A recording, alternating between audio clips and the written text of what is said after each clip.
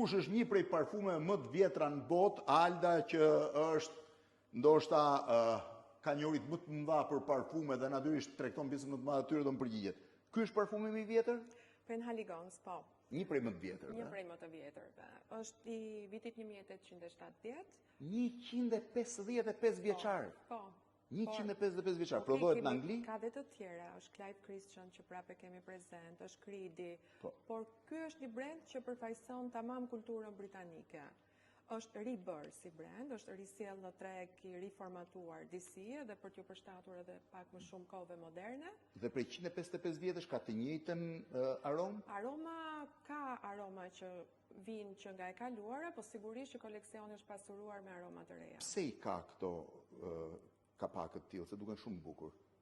Kuptohet që brendet e parfumeve që janë kaq të vjetra përdoreshin nga familjet mbretërore të asaj kohe. Është përdorur nga familja mbretërore britanike? Po, britanike, dhe flitet që është edhe linja e preferuar ka qenë e Lady Dianës në kohët më moderne. Po kjo pjesë si quhet si linjë?